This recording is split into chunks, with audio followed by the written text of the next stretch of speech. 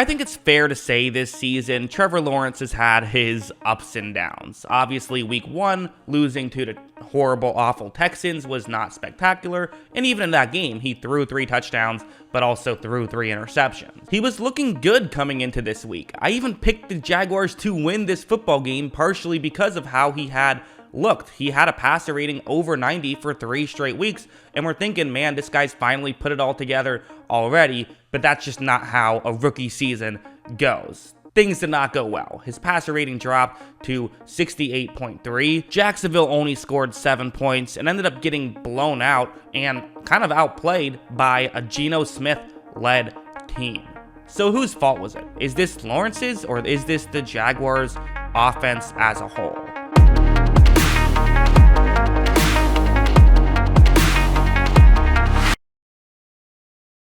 So alright, let's start off with this one. This one wasn't great. We're still seeing some odd decisions by Lawrence, to say the least. What's going to happen on this play is that it's going to be a man coverage play, and the way this typically works is that you have a deep route going over the middle. You only throw it to this route if the safety doesn't respect it, doesn't take it deep. This is kind of, when you hear someone say he plays a burner role, right? That's what you typically have for like a fast player who maybe isn't like the star player. This is typically what you mean. Someone who will run the route that either takes away the safety and now allows you with more room to work with the other 4 eligible receivers, or the safety crashes in and then you can throw over the top and hopefully get a touchdown. So Lawrence takes the snap, and you're going to see that, deep down the field, at this point, I've circled 3 different things going on in 3 different color circles. The yellow one, that's the burner route I'm talking about. And the safety, the guy who I've circled in black, is respecting it. So the real route Lawrence should look towards would be the one I've circled in blue, which I should mention, I don't know if this is actually supposed to be a route going towards the sideline or if this is just an improvisation type play. Either way, though, that's where he should throw it, or he should throw it away. He should not take a shot deep down the field here. Now, I will also mention, it's possible Lawrence just wasn't on the same page of his receiver, because look at how far off this throw is going to be. I mean, you would expect it, right, where Lawrence is standing, to be kind of further down the field, maybe at like the 10-yard line, right? It would have to be a bomb. However, instead, look at how far over the throw is, so a safety can read that play, receiver cannot. So looks like they weren't on the same page on top of this, so that obviously does not help at all. And so that's an issue. But still, regardless, no matter what route you thought he was running, not a smart decision. But really, these are kind of the things he does have to learn, and sometimes the best way to learn is by making the mistake, right? You only touch the hot stove once, kind of thing. Let's also talk about something like this. There's also some weird plays, and I want to be very clear. It is not fair to blame this on Trevor Lawrence. Okay, it's not fair to entirely blame this on Trevor Lawrence. He had some errors, like we've already talked about one, but to put it all on him is absurd. This was just something that's maybe on him, maybe on another player. I don't really know exactly who to put the blame on, but to understand, this is going to be a cover 3 zone. And let's talk about another, relatively young quarterback in Mike White for a second. If you missed it, Mike White, backup quarterback for the Jets, had his first career start and did a lot of stuff very well against a cover 3 zone based team. And the way he was able to do it is by taking a lot of checkdowns. And there was just a lot of weird stuff, like what's going to happen here. Lawrence takes the snap. There is a check down on this play. By the way, wasn't a check down on all these plays. Don't know what Jacksonville was thinking there. There should pretty much always be check downs against a base zone coverage team. I don't get that. But anyways, it's an open check down. You're going to gain some yards right here. Can't go broke, making a profit, blah, blah, blah. Just make the throw and gain some yards. Lawrence makes this throw, and I don't know if Agnew lost it in the sun or what. I don't know what happened there. And that was odd. And I looked back, it doesn't appear to have been tipped on this play. There were some that were tipped as well. So just kind of weird clunkiness on what should be the easiest plays to make. Maybe that's just luck, I don't know, but that is something I noticed when watching this game. All right, now let's go to just an absolute absurd play.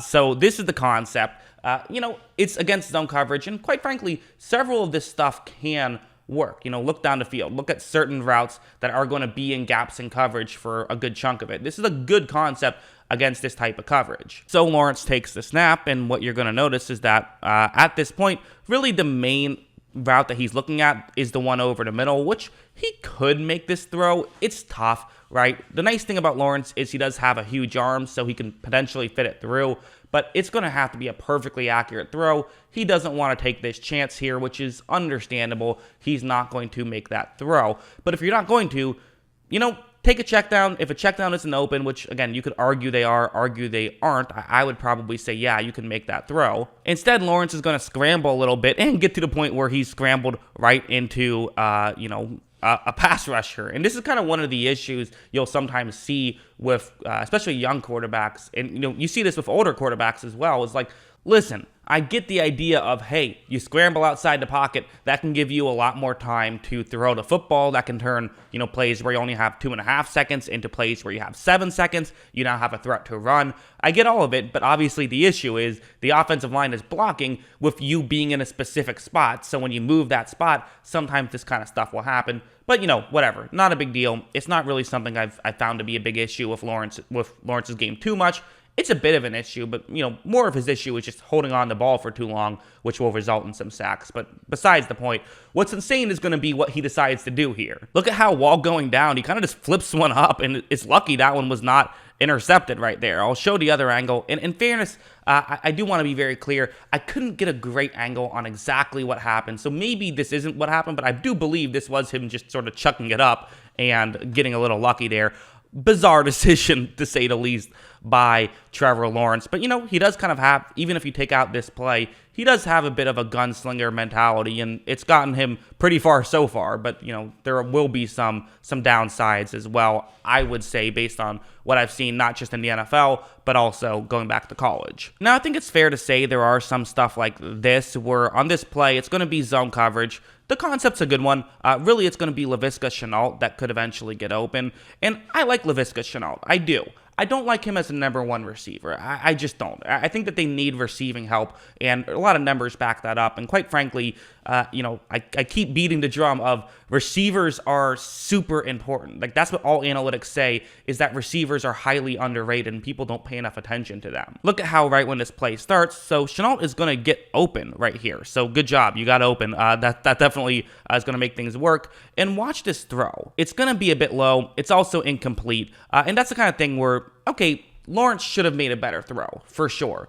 Most teams' number one receivers, if you have a good number one receiver, he makes that catch. And that's kind of what makes you wonder, like, hey, for the Jacksonville Jaguars, maybe go out and listen, I'm not picking on Laviska Shenault. He's a good player. But, there's other players who aren't so good who are getting significant playing time due to their weak receiving core. I do think that Jacksonville going out and either drafting a wide receiver or like getting like a Chris Godwin or something, that could be a big benefit to them. So yeah, listen, was it the best day for Jacksonville? No, it wasn't. Was it the best day for Trevor Lawrence? No, it wasn't. But it wasn't just him. The offense as a whole had its struggles. Basically, the way it's set up is that Lawrence is going to have to be like a god to get the Jaguars to win a significant amount of games this year, and that's just too much to ask for a young quarterback. But, he's going to have these moments.